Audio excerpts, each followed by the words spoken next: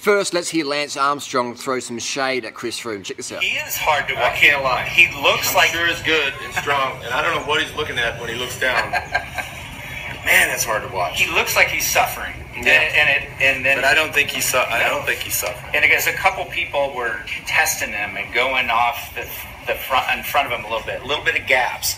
He has this slow grind back, so you think, oh man, he's suffering, and he looks kind of sloppy in a way, right? He doesn't look like he's just full of it. And then as they progressed up the climb, then he put the hammer down. Yeah. He's like, I'm going to control this pace. It's amazing. You know what? I saw a tweet this morning from Michael Rasmussen that actually had a photo of his gearing, and this to me, this blew me away. So I know that the Monte Shot or the Golden Shot is steep. Chris Froome, the favorite and the yellow jersey and the defending champion of Tour de France, his gearing 38 in the front, 32 in the back. That's like mountain bike gearing. I mean, and think about if you'd have rolled up with 38, 32 in 1974, the last time they did this in the Tour de France, they'd have laughed you right out of the peloton. So that's what like fat, slow old men like you and I ride. That's not what the Do you think he ever even used that? It didn't look like Froome was spinning that fast. Oh, I think he did. I think was? Absolutely. If it's 11% and you want to stay in the saddle, he absolutely used that gear. All right, we learned a phrase today watching the coverage from Jens. The proper way to say to be a sportsman is square and fair. We learned that from Jens Voigt today. Not fair and square. And as hard as it is for me to listen to Jens Voigt, I gotta say that's what. There it is. That's a 32. I mean, that's like a small pizza down at Domino's. Wow. That's what the yellow jersey was riding. That's unbelievable. I mean, that just shows you this is a different sport.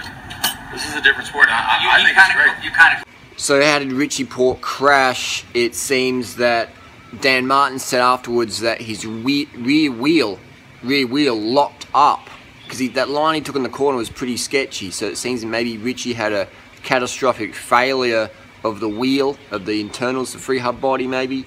But man, lucky he was wearing a helmet, because if he wasn't wearing a helmet, man, that's why I tell people, always wear your helmet, because you never know what's going to happen to your bike. So your wheel could lock up, flip you over the bars.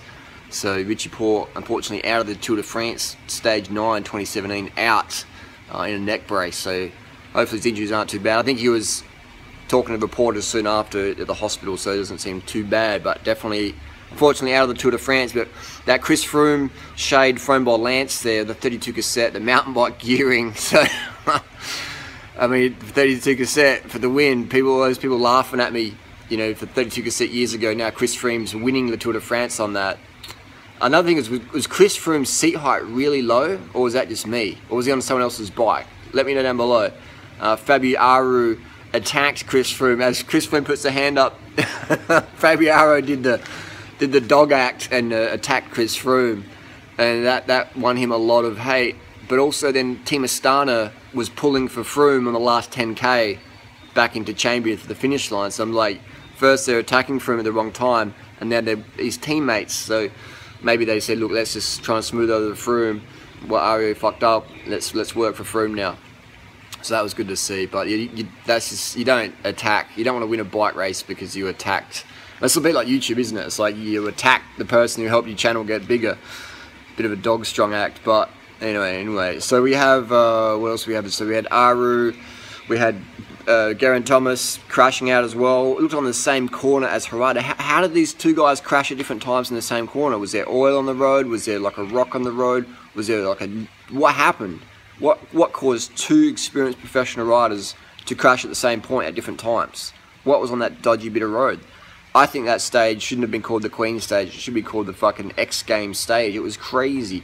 We should have had an uphill finish, man. It should have been an uphill finish on the epic climb, because the riders didn't go full gas on the climb because they knew they had that long downhill and then that flat bit. So it was, you know, it was as day one by climbers, but it was also one on the descent. And I think they should have, you know, made a classic stage of an uphill finish. The uphill finish is what it's about, but that one was definitely for the downhillers. And Bardet is a local, and that was MotoGP.